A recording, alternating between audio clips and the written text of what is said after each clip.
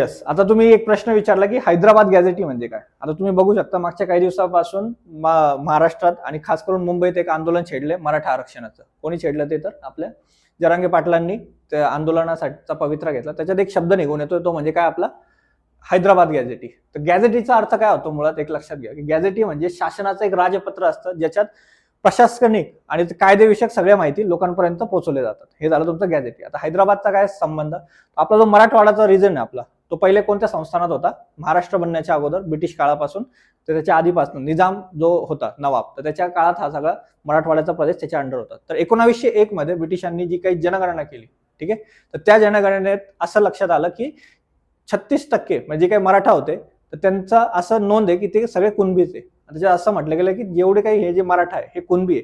हे कोणत्या 1901च्या हैदराबाद गॅझेटीमध्ये प्रसारित करण्यात आलं होतं. ठीक आहे. आता हा गॅझेटी कुठे आला होता किंवा कुठून मिळाला आपल्याला, तर तुम्हाला माहिती आहे की मसुरीमध्ये IS ट्रेनिंग सेंटर आहे, लबासना ज्याला म्हणतो, लाल बहादूर शास्त्री यांच्या नावाने ते बनवलंय. तर तिथे एक मोठी लायब्ररी, लायब्ररीची एक खूप मस्त एक कहाणी आहे, ते नंतर कधीतरी बघू आपण.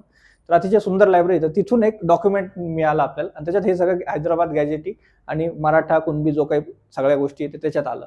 मग त्या अनुषंगाने आपल्याला ही डिमांड करण्यात येते आहे की मराठा हे सगळे मराठवाड्यातले हे कुणबीच आहे आणि त्यानुसार हे आरक्षण द्यावं आम्हाला, अशी ही सगळी मागणी चालू आहे. आलं लक्षात. मराठा आपलं हैदराबाद गॅझेटी म्हणजे काय, तर हेच आपलं हैदराबाद गॅझेटी आहे. अशा प्रकारची गॅझेटी असतात